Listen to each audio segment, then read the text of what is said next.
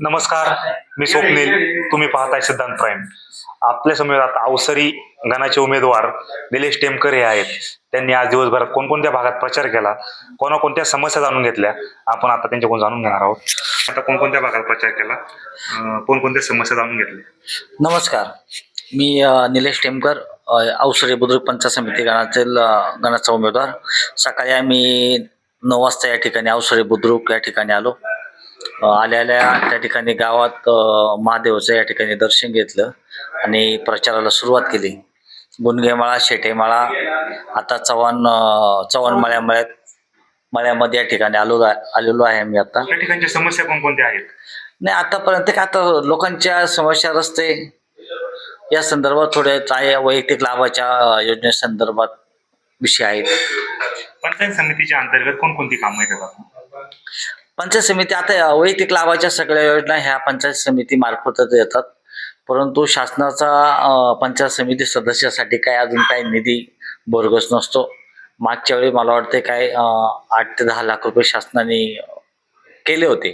दिला होता. त्याच्या व्यतिरिक्त जास्त निधी अजून नाही. शासकीय ज्या योजना असतात त्या शासकीय वैयक्तिक लाभाच्या ज्या योजना असतात त्या योजनांचा, ह्या वैयक्तिक लाभाच्या ज्या योजना आहेत त्या कशा पद्धतीने तुम्ही या गोरगरीब जनता आहे त्यांना मिळवून देण्याचा प्रयत्न करणार? ह्या ज्या सगळ्या योजना आहेत, उदाहरणार्थ पाईप, मोटर, पुन्हा आपल्या ताडपत्री, शिलाई मशीन, या सगळ्या ज्या योजना आहेत ह्या त्याचं माहिती आणि प्रसार करून त्या योजना सर्वसामान्य शेतकऱ्यांपर्यंत कशा येतील त्यासाठी ग्रामपंचायतीला बरोबर धरून या योजना जनतेपर्यंत त्या ठिकाणी पोहोचवा. आता या ठिकाणी मी आल्यानंतर पहिल्यांदा या कसं आहे, पंचायत समिती मार्फत घरकुलाच्या ज्या योजना असतात, रमाई योजना असेल, पुन्हा ज्यांना बेघर आहेत, ज्यांना जागा नाही परंतु घराची गरज आहे, अशा लोकांना शासन एखाद्या गुंठ जागा शासन देतं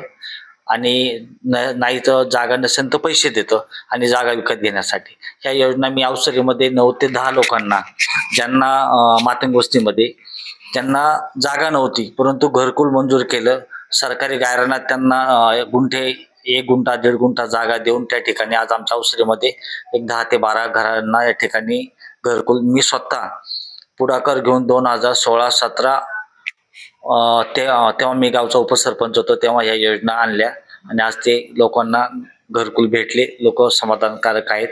पंचायत समिती सदस्य नसताना तुम्ही कामाला तर सुरुवात केलेली आहे? हो, मी उपसरपंच म्हणून होतो तेव्हा मी ही घरकुलची योजना जेव्हा केंद्र शासनाने हे GR काढला का ज्यांना घर नाही अशांना घर देण्याची योजना सरकारने आणली, तेव्हा ते पंतप्रधानांनी तेव्हा हे केलं केंद्र शासनाने.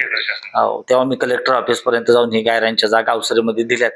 मला वाटतं तेव्हा जाधव, आता तुम्ही अमोल आपले पत्रकार, तेव्हा ते उद्घाटनाच्या वेळी होते. काय नागरिकांना आव्हान करणार आहे? चिन्ह काय असणार आहे? तारीख काय आहे? येत्या 7 तारखेला विष्णू काका हिंगे यांचं चिन्ह घड्याळ आहे. ते जिल्हा परिषद गटासाठी उभे आहे आणि मी पंचायत समिती गणासाठी उभा आहे. माझं बे चिन्ह हे घड्याळ आहे. मी मतदारांना एवढंच आवाहन करणार, येत्या 7 तारखेला आपण सर्वांनी घड्याळाच्या समोर बटन दाबून आम्हाला चांगल्या मताधिकाने निवडून द्यावे.